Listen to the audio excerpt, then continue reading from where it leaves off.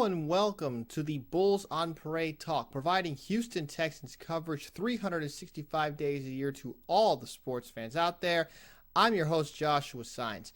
And now that the preseason is over and the roster has been cut down to the final 53, it's time to look ahead to the Texans' first game of the 2014 regular season against the Washington Redskins. Both teams are starting the season in a very similar fashion. Both had a disastrous 2013 regular season. They fired their head coaches late in the year and proceeded to bring in fresh faces with NFL coaching experience to fill the position of head football coach. The Texans hired Bill O'Brien, who had spent the last 2 years at Penn State as their head football coach. The Redskins, on the other hand, hired former Bengals offensive coordinator Jay Gruden. This will be their first year as an NFL head coach. Since they are both offensive-minded head coaches, they've spent majority of their time with their new teams installing a new offensive system. While Jay Gruden is most known for running a modified version of the West Coast offense, much like his brother John Gruden, Bill O'Brien runs more of a multiple varied offense featuring many different concepts, including West Coast principles, based on current personnel. The keys to each offense are the running game and how effectively the quarterback can make the proper reads and adjustments starting before the snap. From what we saw in the preseason, it looked like the Texans starting quarterback Ryan Fitzpatrick looked much more comfortable in his spot, much more so than RG3 looked with his team. When I watched those preseason games, at times RG3 looked very hesitant with his reads, thus resulting in him getting sacked or making a poor read resulting in an interception. The West Coast offense is all about having good timing, and when the timing isn't there, it can result in one of three ways: an incompletion, an interception, or a sack, which could also potentially result in a fumble. Now, to avoid that unnecessary sack, the quarterback has to get rid of the ball quick, as the offensive system suggests, or the offensive line needs to give the quarterback more time. Speaking of the offensive line, the main focus of the offensive line during camp and the preseason for the Texans was Derek Newton. Although he struggled a bit early, especially in the first preseason game, he started to get a little more comfortable as the preseason continued. This was definitely noticeable as the Texans' starting offensive line did not give up a sack at all during the preseason. Ryan Fitzpatrick was not sacked once during his time on the field during the preseason. The same can't be said for RG3, as he was sacked a total of 4 times and lost 2 fumbles as well. Both teams have a tough challenge ahead, especially considering who they have to block. Two-time Pro Bowler Trent Williams will likely have to be responsible for blocking either J.J. Watt or Jadeveon Clowney, and he is on record saying he is up for the challenge. Derek Newton and Dwayne Brown, on the other hand, will most likely be responsible for blocking both Brian Orakpo and Ryan Kerrigan.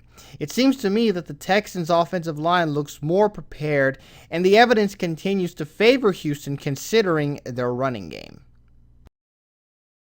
Arian Foster did not take a single snap in preseason as he was continuing to recover from his back surgery. However, Jonathan Grimes and late-round pick Alfred Blue both gave a very good case for themselves as it pertains to who should be the backup running back entering the season, and the job was ultimately won by Alfred Blue. Seeing their success running the football presents a sign of optimism about Arian Foster as he takes his first handoff or catches his first pass, which is very underrated as part of his game, on Sunday ever since he went down against Kansas City last year.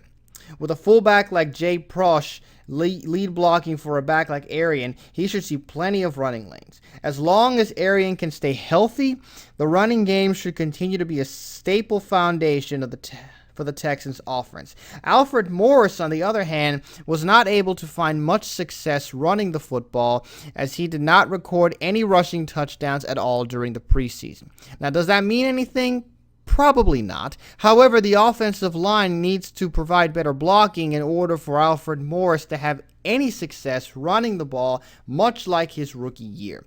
This should alleviate any pressure on RG3, thus giving him more time to get the ball to his receivers down the field. Now, the tight end position has significantly evolved from what they used to be known for mainly back in the old days. Now they are being seen more as a giant wide receiver that can also pass and or run block.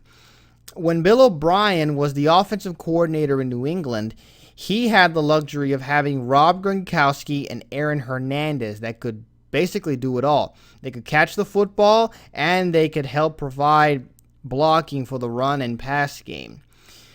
The Texans re-signed Garrett Graham and drafted C.J. Fiedorowicz out of Iowa after Owen Daniels had to be let go due to cap. Those two big targets should give Ryan Fitzpatrick a comfortable option in terms of catching the football, especially when in the red zone. They are both also very capable of helping in the run game for guys like Arian Foster and Alfred Blue to find more running lanes. On the other side, Jordan Reed is expected to have a big sophomore year in Jay Gruden's offense. He was very quiet in the preseason, but don't let that fool you one bit. He is more suited as a pass catcher than a blocker and will definitely be asked to take pressure off RG3. You can bet that Jay Gruden will find a way to get Reed a favorable mismatch to get him as many touches as possible. The same goes for all the skilled players on the team, especially their big play wide receivers. Speaking of big play wide receivers, the Texans have a very formidable 1-2 punch at the wide receiver position. Future Hall of Famer and 7-time Pro Bowler Andre Johnson has rejoined the team after potentially looking to leave Houston. And DeAndre Hopkins, who had a decent rookie season, is continuing to grow in Bill O'Brien's system. DeAndre has been working as if he would be asked to be the number one wide receiver in Andre Johnson's absence. He's done considerable work on his route running, and it has shown during the preseason. The question the Texans have faced this offseason is the position of slot receiver. Would it be DeVere Posey or Keyshawn Martin or recently released return man Mike Thomas? I feel like both of them will be inserted at the slot receiver spot to keep the defense as off balance as possible. The Redskins acquired Deshaun Jackson from the Philadelphia Eagles and still have Pierre Garçon, who led the league in catches last year, Santana Moss, Aldrick Robertson, and Andre Roberts, who was acquired from the Arizona Cardinals. He'll basically be handling more return duties more than seeing the field as a receiver. Despite that, both teams have a very talented receiving core that is more than capable of making plays down the field. The defining factor, however, will be which quarterback will get the better protection up front and can make the proper reads and checks against the opposing defense. Now we turn our attention to the defensive side of the ball. Both teams run a base 3-4 defense, which calls for 3 defensive linemen and 4 linebackers. Here's what we have on each team as far as their depth on the defensive line. The biggest name out of all of them is J.J. Watt, who recently signed a 6-year, $100 million extension. Their main goal is to lock up the middle of the field, particularly against the run, as well as creating gaps for the linebackers to wreak havoc. Clearly, the 3-4 base defense is mainly designed to feature the 4 linebackers. Both the Texans and Redskins have a very respectable set of linebackers on their roster. It all starts at outside linebacker for the Texans, where we find number 1 overall pick Jadeveon Clowney.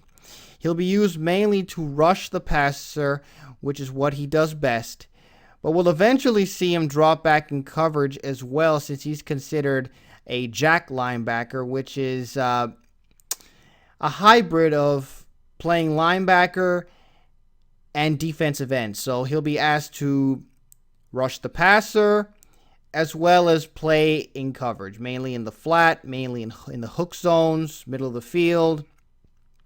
And I wouldn't be surprised if Jay Gruden tried to take advantage of Clowney in coverage, seeing as he's still continuing to learn and get more comfortable in that new position. The biggest X factor in the linebacking core will be Brooks Reed, as he has been used not only on the outside, but in the middle of the field as well. He'll be asked to play multiple spots while on defense. However, the middle of the field will once again feature Brian Cushing, as he returns to prove to everyone that he is still the same player after returning from a second devastating season-ending leg injury. Head coach Bill O'Brien has stated himself that he's very excited to see Cushing play, as are the rest of the Texans fan base, if I may speak on their behalf. The Redskins are no strangers to linebackers themselves, as they feature Ryan Kerrigan and Brian Orakpo on the outside. During the preseason, the Redskins' front seven was very effective in stopping the run. While it is only preseason, they seem very confident in their ability to stop the run and create pressure. They'll need to be at their best in order to stop Arian Foster, especially if he's feeling good and healthy. It'll be a matter of which core of linebackers can do their job most effectively to help out their secondary. This year's collection of defensive backs look very different from what the Texans are used to the past 2 years, especially. With the loss of guys like Glover Quinn last offseason, Ed Reed in the middle of the season, as well as Jonathan Joseph and Kareem Jackson due to injury, the Texans' young defensive backs like hard-hitting DJ Swearinger and Shiloh Kao, who made his first impression on special teams, had to step up big time.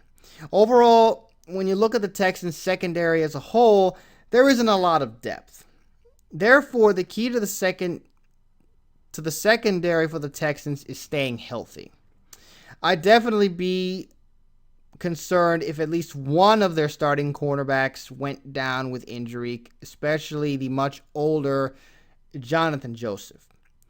Washington, on the other hand, returns their three-time Pro Bowler D'Angelo Hall after he signed a 4-year extension on February 19th and is known to be very effective defending bigger receivers. So you can bet that we'll be seeing him matched up with Andre Johnson majority of the time. It seems, though, that Hall could be the only cornerback Washington has currently that could stay with both Andre Johnson and even DeAndre Hopkins. Therefore, if I was Bill O'Brien, I'd find ways to attack right cornerback David Amerson on that side of the field. But that wasn't the only move that the Redskins made this offseason. They also acquired unrestricted free agent free safety Ryan Clark to provide a boost for that back end of the defense in terms of talent and veteran leadership. Now, historically, Ryan Fitzpatrick is known for throwing plenty of interceptions for a number of reasons. Mechanics, reads, whatever. RG3, though, continues to grow slowly in this new offense, resulting in mistakes being made. So overall, we'll see which defense can apply the most pressure and create the most turnovers. There are always three phases of football, and we can't ever forget about special teams. The Texans still have one of the best punters to ever play the position in Shane Lechler. On punting situations, I expect him to do a very good job holding Andre Roberts and Deshaun Jackson to limited returns and giving the Redskins bad field position. Last year, the Redskins were not good at all covering kick and punt returns. Their new special teams coach, Ben Kotwika, has been known to have a zero-tolerance policy for incompetence. Their kicker, Kai Forbath, barely made the roster after starting very shaky during the first preseason game where he missed an easy field goal and kicked the ball out of bounds during a kickoff.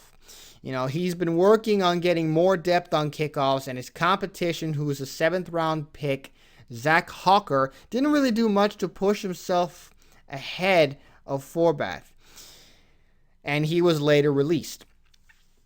Their punter, Tress Way, who was waived by the Chicago Bears just recently, averaged 45.3 yards per punt during the preseason. Many in Washington believe that the leash on him will be very tight. So coaching will definitely be the key for the Redskins special teams unit this year.